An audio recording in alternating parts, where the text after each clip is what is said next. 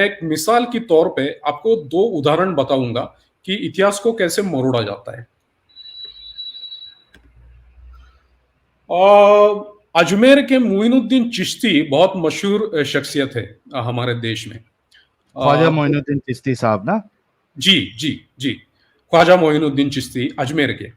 और बड़े बड़े नेता लोग, अभिनेता लोग उनके मज़ार पे जाते हैं। सामान्य हमारे हिंदू मुस्लिम भाई भी जाते हैं और मज़ार पे जाते हैं, चादर चढ़ाते हैं। मुझे लगता है भारत सरकार की ओर से भी उनके मज़ार पे चादर भेजी जाती है। वो कौन नेता है, अभिनेता है, वो पूरी दुनिया जानती है। उनको स्पेसिफिकली नेम करने का यहाँ पे जरूरत नहीं है। तो ये जो वेबसाइट आपको दिख रही है, वो अजमेर दरगाह ख्वाजा मोइनुद्दीन चिश्ती की वेबसाइट है। इस वेबसाइट पे आप जाके देख सकते हैं। ठीक है। तो आप जब ख्वाजा मोइनुद्दीन चिश्ती के बारे में पढ़ने लगेंगे इस वेबसाइट पे, तो एक सेक्शन है फर्स्ट मैरिज। उसमें लिखा हुआ है, when he had settled down in Ajmer the Khwaja Sahab had a special reminder about his marriage through a basharat, that is prophetic dream from the holy prophet sometime in 590 AH or 1193 AD. The prophet said, O Muinuddin, you are a great preceptor of our religion. You should not depart from our sunnah, meaning marriage, which is incumbent upon every Muslim under the उसको थोड़ा laws सा of... zoom कर सकते हैं सत्यन जी जी? जी जी जी, मैं zoom करता हूं। Okay. Meaning marriage which is incumbent upon every Muslim under the laws of Shariat. Coincidentally, अभी ये पार्ट बहुत इंपॉर्टेंट है, इसको ध्यान से देखिए। Coincidentally that very night Malik Khitab, devotee of Hazrat Khwaja Sahib, gave his sister Bibi Ummatullah to marry him. ठीक है। तो यहाँ पे क्या ये लोग बता रहे हैं कि जब अजमेर के ख्वाजा साहिब है जो मोइनुद्दीन चिश्ती, उनको रसूलुल्लाह का एक ड्रीम आया कि आपको मेरी सुन्नत पे अमल करना है, इसलिए आपको शादी करनी है। और उस शादी का मतलब ड्रीम आने के बाद तुरंत उनका जो एक मुरीद था, मतलब जो शिष्य था, उसको उसी नाइट उसने अपनी बहन ख्वाजा मोइनुद्दीन चिश्ती को दे दी। उसका नाम बीबी उम्मतुल्लाह था, ऐसे ये बता रहे। अब मैं इसमें जो गेम है वो आपको दिखाता हूं। कुछ साल पहले ये जो मैटर था वो अलग था, और अभी जो मैटर है वो अलग है। अभी जो मैटर है ये हमने देखा अभी कि उसने उसकी सिस्टर बीबी उम्मतुल्लाह उसको दे दी ख्वाजा मोइनुद्दीन चिश्ती को, और उन्होंने उनका मतलब मैरिज उसके साथ किया। अभी कुछ साल पहले ये एक अग्निवीर करके एक भाई है जिन्होंने ओल्ड साइट का स्क्रीनशॉट लेके रखा था।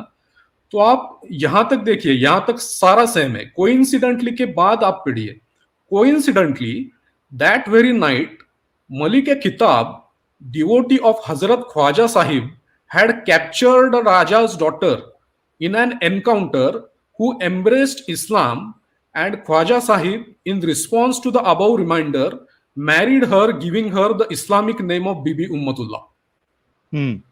ये बात नहीं बताई अभी के उसमें।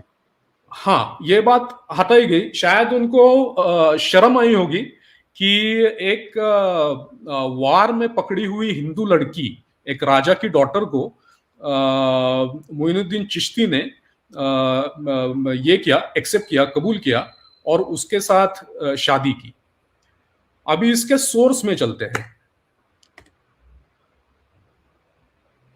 एक बुक है, यानी मैं सिर्फ एक रिमाइंड करा दूं लोगों को कि ये ख्वाजा मोइनुद्दीन चिश्ती जी की बात हो रही है कि उन्होंने किससे शादी की। जो अभी का जो इनका वेबसाइट है उसमें से ये वाली बात निकाल दी गई कि वो जो बीबी उम्मतुल्लाह की जो बात हो रही है, एक्चुअली वो एक हिंदू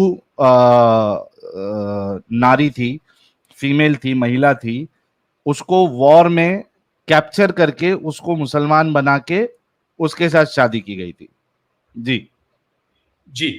अब इसका सोर्स हम देखते हैं, क्योंकि लोगों को ऐसा लगेगा कि किसी ने ये मॉर्फ किया होगा या किसी ने फोटोशॉप पे ये किया होगा, तो ऐसा नहीं है। इसका जो ओरिजिनल सोर्स है वो मैं आपको अभी बताता हूँ। शेख अब्दुल हक मुहद्दिस देहलवी करके एक इस्लाम के बहुत बड़े स्कॉलर थे। मुहद्दिस कहते हैं, जो हदीस का स्कॉलर होता है उसको मुहद्दिस कहते हैं। तो उनकी एक किताब है अखबार अल अखियार। ये किताब है, अखबार कहते हैं। अब अखबार ये शब्द के बहुत सारे मीनिंग्स होते हैं, उसमें से एक मीनिंग है हिस्ट्रीज या टेल्स। और अखियार ये खय्यीर का प्लूरल है। उसका मतलब होता है गुड या रिलीजियस मेन। तो अखबार अल अखियार का मतलब है histories of good and religious main. अब हम देखते हैं कि ये अब्दुल हक मुहद्दिस देहलवी है कौन। क्योंकि लोगों का लगेगा कि कोई लल्लू पंजो आदमी है, ऐसा नहीं है। ये अब्दुल हक मुहद्दिस देहलवी का छोटा सा बायोग्राफी है।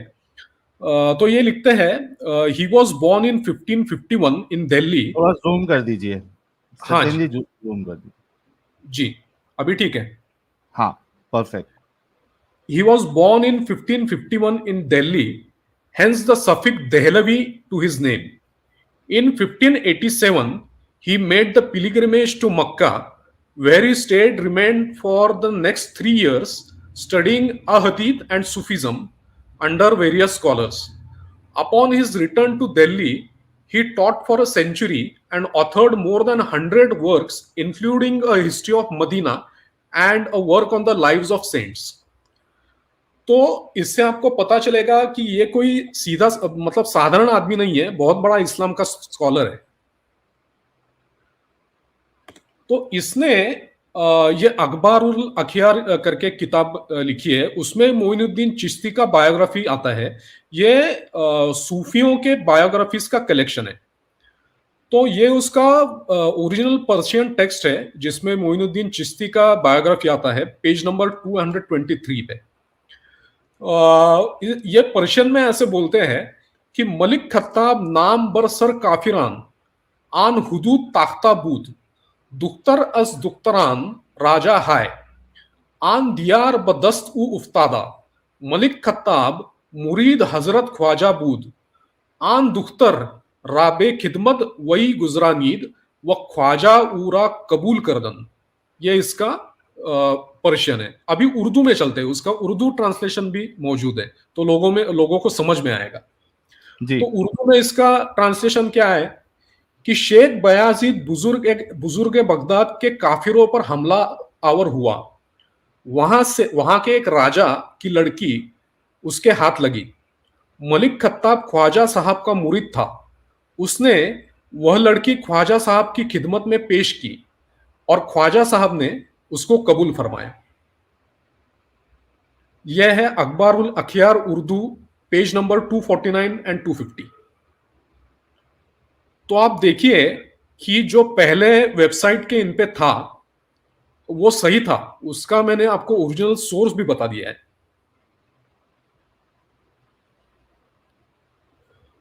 बिल्कुल। अब आगे चलते हैं। मोइनुद्दीन चिश्ती ने दूसरी भी एक शादी की थी, तो उस शादी के बारे में भी अखबारुल अखियार में आता है। वो अच्छा, ऐसा है मैं जी। ये समझना चाह रहा हूँ सत्येंद्र जी कि जी टॉपिक हमारा टीपू सुल्तान है, तो ये जी जानना क्यों जरूरी है, कुछ शॉर्ट में जी बताएंगे? जी जी। ये जानना इसलिए जरूरी है कि मैं पहले बताना चाहता हूं कि हिस्ट्री को ओरिजिनल सोर्सेस से देखना क्यों जरूरी है। मतलब ओरिजिनल सोर्सेस क्या बताते हैं, उसको तोड़ा मरोड़ा कैसा जाता है, वो बताना अभी जरूरी है। और बाद में हम टीपू सुल्तान के टॉपिक पे चलेंगे, ताकि लोगों को पता चले कि what is the importance of reading history from the original sources. जी जी। हम जल्दी आते हैं टीपू सुल्तान के टॉपिक पे। तो और एक शादी के बारे में यहाँ पे अखबारुल अखियार में एक जिक्र है। वो बोलते हैं, निज सईद वजीउद्दीन मशहूरी की एक लड़की जो इफ्फत के कमाल से आरास्ता और इस्मत के पराया में पैरास्ता थी, यह लड़की हदी बुलूग को पहुंच चुकी थी, मतलब बालिग हो चुकी थी, लेकिन कुफू के वजूद पर मौकूफ थी, मतलब उसके तालमेल का कोई मिल नहीं रहा था। सैयद साहब ने एक रात ख्वाब में इमाम जाफर सादिक को देखा। उन्होंने आपसे फरमाया कि ए बेटे वजीउद्दीन, मुझे नबी करीम सल्लल्लाहु अलैहि वसल्लम ने हुक्म दिया है कि तुम अपनी बेटी की शादी ख्वाजा मोइनुद्दीन से करो। चूंकि सैयद साहब ख्वाजा साहब के अकीदतमंदों में से थे, उन्होंने ख्वाजा साहब से यह तमाम माजरा कह सुनाया। ख्वाजा साहब ने फरमाया, बाबा वजीउद्दीन, मैं बहुत बूढ़ा हो चुका हूं और मरने के करीब हूं, मगर चूंकि रसूल अल करीम सल्लल्लाहु अलैहि वसल्लम का इरशाद है, इसलिए तामील के अलावा कोई चारा नहीं। आहा। दोनों बीवियों से औलाद भी हुई। राजा की बेटी से बीबी जमाल पैदा हुई, जो कुरान करीम की हाफिज थी। मतलब आप देख रहे हो सुन्नत पे कैसे अमल किया जाता है। नहीं तो अगर रसूलुल्लाह और 2 बार ख्वाब में आते तो फिर और 2 बार भी और 2 शादियां भी हो जाती फिर टीपू सुल्तान अपना सॉरी ख्वाजा मोइनुद्दीन चिश्ती की। जी जी जी। और मुझे ये समझ में नहीं आता यार, ये इनको उठे छूटे जो है वो रसूलुल्लाह के ख्वाब कहाँ से आ जाते हैं, और उसमें तो वो तो, यानी इंस्ट्रक्शन देते रहते हैं कि भाई ऐसा करो, शादी कर लो ना, ये कर लो। और ये अक्सर जो बुजुर्ग हजरात है मोमिनों के, जितने फिरके, देवबंदी ले लो आप, चाहे अहले हदीस ले लो, चाहे फिर आप बरेलवी फिरका ले लो, इनके अकाबिर की अगर आप किताबें पढ़ेंगे तो उसमें आपको ऐसे कई सारे वाकयात मिल जाएंगे जहाँ पे किसी के ख्वाब में रसूलुल्लाह आ रहे हैं, किसी के ख्वाब में आ रहे हैं, बता रहे हैं ऐसा करो वैसा करो। यहाँ तक कि इमाम बुखारी के ख्वाब में आ जा रहे, इमाम और फलाना ढिमकाना के ख्वाब में आ जा रहे। अरे ये माजरा क्या चालू है भाई? ये ख्वाब ख्वाब में तुम क्या ख्वाब लोगों को दिखाते हो? सारा मामला जो है ख्वाब पे निर्भर है इनका। जी सत्येंद्र साहब आगे। जी जी। अब इसका और भी एक हवाला है। सईद अतहर अब्बास रिजवी नाम के एक हिस्टोरियन है। उनकी किताब है history of Sufism in India, 2 volume में ये किताब है। उसके वॉल्यूम 1 के पेज नंबर 124 पे भी ये बात बताई गई है। According to tradition he decided to marry in order to imitate all the prophets practices, मतलब रसूलुल्लाह के सारी सुन्नत पे अमल करने के लिए उन्होंने मतलब वॉर में पकड़ी हुई जो लड़की है वो भी एक सुन्नत ही है ना, जी जी उनसे शादी बिल्कुल। करना। तो वो सब सुन्नत पे अमल करने के लिए उन्होंने the Khwaja second wife was a daughter of a local Hindu chieftain who had been seized in war. तो आप देखिए, मतलब सच आपसे कैसे छुपाया जाता है। मतलब अगर आप इस सोर्सेस तक नहीं जाते तो आपको पता नहीं चलता था कि ख्वाजा मोइनुद्दीन की बीबियों की कहानी क्या है। जी आगे चलते हैं। और एक बुक है जो दारा शुको ने लिखी है, जो औरंगजेब का बड़ा भाई था, शाहजहां का बेटा। उस किताब का नाम है सफीनातुल औलिया। वो भी कलेक्शन है सूफियों के बायोग्राफीज की। उसमें भी अच्छा, ख्वाजा। एक आई एम रियली सॉरी, मैं आपको इंटरप्ट कर जी रहा हूँ, एक पॉइंट उसमें मैं ऐड करना भूल गया। जो ख्वाब जी ख्वाब का मामला चलता है, जी रसूलुल्लाह के उम्मती को कोई अपनी क्या कहते हैं उसको, चाहत को पूरी करना है तो रसूलुल्लाह ख्वाब में आ जाते थे। और रसूलुल्लाह को अपनी चाहत पूरी करनी थी तो अल्लाह का हुक्म आ जाता था। आप देख लीजिए जैनब के साथ शादी का जो मामला है, अल्लाह आ जाते थे। आप रात में जो है वो दावत में है, घर पे आए हैं आप, खाना ही ना खाए, रुकना नहीं है आपको घर पे, तो अल्लाह आ जाते थे। वहां क्या कहते हैं उसको, अ, ये सौदा को हजरत उमर ने छेड़ा और कहा कि भाई पर्दा पर्दा करो, पर्दा करो, वहां पे अल्लाह आ जाते थे। यानी देखो कि वहां भी वो फायदा उठा रहे किसी थर्ड पर्सन के नाम से, और यहाँ पे इनके जो मानने वाले हैं वो भी फायदा उठा रहे हैं इस पर्सन के नाम से। पूरा घनचक्कर वाला मामला है ये पूरा। जी कंटिन्यू करें आप। जी। तो सफीनातुल औलिया करके दारा शुको का लिखा हुआ किताब है। वो भी सूफियों का बायोग्राफीज का कलेक्शन है। उसमें जो मोइनुद्दीन चिश्ती का इंफॉर्मेशन है वो ऐसा है, आपकी तबलीग इस्लाम के सदके में ला तादाद कुफ्फार व मुशरिकीन दौलत इस्लाम से मालामाल हुए। ओहो। मतलब मोइनुद्दीन चिश्ती ने बहुत सारे हिंदुओं को और काफिरों को कन्वर्ट किया और उनको इस्लाम कबूल करवाया। तो मुझे ये हैरानी होती है कि अपने जो हिंदू भाई वहां पे जाते हैं या हमारे देश के बड़े बड़े नेता या अभिनेता जाते हैं, वो क्यों जाते हैं? उसके दो ही कारण हो सकते हैं। एक तो वोट बैंक पॉलिटिक्स और दूसरा अज्ञान, मतलब ज्ञान का ना होना। क्योंकि देखो भाई, सीधी सी बात है, पॉलिटिशियन जाएगा उसको वोट चाहिए, और अगर कोई क्या कहते हैं उसको, बॉलीवुड एक्टर एक्ट्रेस जाएगी तो उसको अपनी पिक्चर हिट करवाना है, क्योंकि उसको मालूम है वहां थोड़ा सा अगर इसमें फ्रेम में आ गए तो जितने मोमिन हजरात है वो उनकी पिक्चर देखेंगे। तो ये पूरा खेल जो है ना वो अपने पर्सनल गेन का है और कुछ नहीं है। जी, एक और एग्जांपल देखते हैं और फिर टीपू सुल्तान की तरफ चलते हैं। यह एक बड़े इंटरेस्टिंग कैरेक्टर है। अभी आप जिनको देख रहे हैं, इनका नाम है डॉक्टर राम पुनियानी। ये एक सेक्युलर एक्टिविस्ट है। हिंदी में एक मुहावरा है, मुंह में राम और बगल में छुरी। इनका भी थोड़ा सा उसकी तरह ही है। नाम राम है लेकिन बगल में छुरी है, डिसेप्शन की और लोगों को गुमराह करने की। इनका एक वीडियो है, यूट्यूब पे आप जाके देख सकते हैं। मैं यहाँ पे नहीं चलाऊंगा क्योंकि स्ट्राइक वगैरह आ जाएगा। उसका नाम है रियलिटी ऑफ मराठा। इसमें उन्होंने टीपू सुल्तान के बारे में कुछ बोंगियां मारी है और बाकी लोगों के बारे में भी, अकबर के बारे में वगैरह भी बोंगियां मारी है। ये तो प्रोफेशन से डॉक्टर है, मेडिकल प्रोफेशन से है। इनको लगता है कि हमें हिस्ट्री का पता है, लेकिन एडम भाई के लैंग्वेज में इनको अंब का पता नहीं है हिस्ट्री का। वाह, क्या बात है।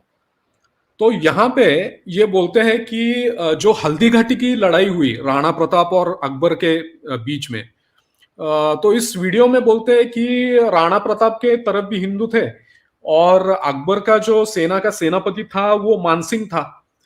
तो दोनों तरफ हिंदू थे। तो ये इस्लाम और हिंदुइज्म के बीच की, या इस्लाम या काफिरों के बीच की लड़ाई नहीं थी, ये दो राजाओं के बीच की लड़ाई थी।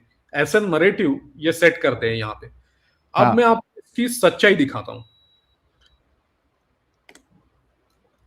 अब्दुल कादिर बदायूनी करके शख्स थे जो अकबर के कोर्ट हिस्टोरियन थे और वो इंडिया के ग्रैंड मुफ्ती भी थे। ये अब्दुल कादिर बदायूनी खुद उस दिन हल्दीघाटी के मैदान पे लड़ रहे थे, मौजूद थे। तो वो हल्दीघाटी के लड़ाई का जो वाकया है वो बताते हैं। मुंतखब उत तवारिख नाम का उनका किताब है, 2-3 वॉल्यूम्स में है। उसमें वो हल्दीघाटी का पूरा वाकया बताते हैं। तो जो आदमी बैटलफील्ड पे मौजूद है वो क्या कहता है, अब हम देखते हैं। वो बोलते हैं, सरदार, ये पर्शियन है, इसका इंग्लिश और हिंदी में मैं बताऊंगा। सरदारी मानसिंह आन रोज मालूम शुद्ध के इन मिसरा मुल्ला शीरी ची मानी दाश्त के हिंदू मी जनत शमशीर इस्लाम। ये मुंतखब तवारीख में अब्दुल कादिर बदाऊनी बोल रहे हैं कि उस दिन मानसिंह अकबर की सेना का सेनापतित्व कर रहा था। तो मुझे मुल्ला शीरी नाम का एक बंदा था, जो मुल्ला था, उसकी एक मिसरा यानी कि कविता याद आई। तो मुल्ला शीरी क्या बोल रहा था कि हिंदू इस्लाम की तलवार चला रहा है, हिंदू मी जनत शमशीर इस्लाम। मतलब लड़ रहा है हिंदू, लेकिन वो जो तलवार चला रहा है वो इस्लाम की है। हम्म। तो मकसद को भूलना नहीं है। तो बिल्कुल मकसद जो है वो साफ था कि वो जो तलवार चला रहा था ये मानसिंह, वो असल में इस्लाम को फैलाने के लिए चला रहा था, वो इस्लाम के लिए लड़ाई कर रहा था। मकसद नहीं भूला। बिल्कुल, जैसे जालियनवाला बाग में ऑर्डर देने वाले ब्रिटिश थे ऊपर के, लेकिन जो सोल्जर्स गोलियां चला रहे थे वो तो नेटिव सोल्जर्स थे। मतलब ट्रिगर के ऊपर जो एक इनविजिबल उंगली थी वो ब्रिटिशों की थी। बिल्कुल। वैसे ही यहाँ पे मानसिक लड़ रहा था, हिंदू लड़ रहा था, लेकिन वो तलवार जो चला रहा था वो इस्लाम की तलवार थी।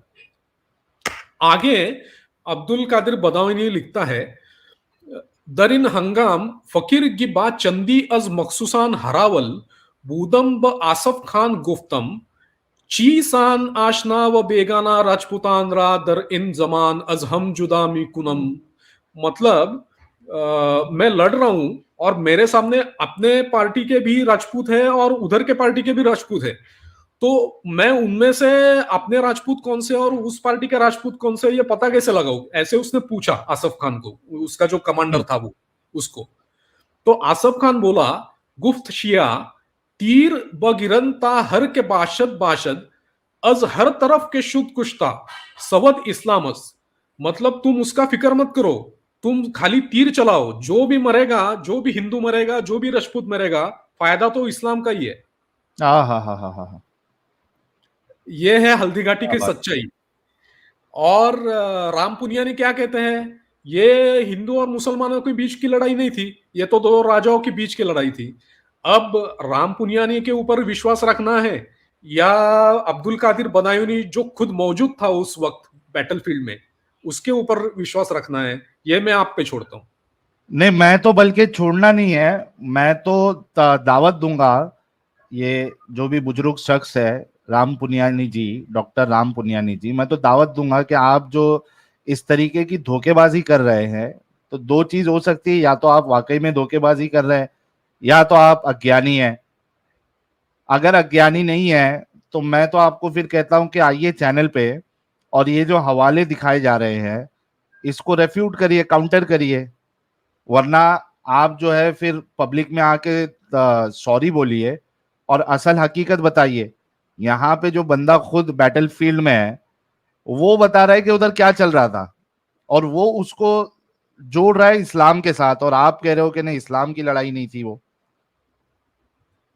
कब तक इस तरीके से आप धोखा देंगे?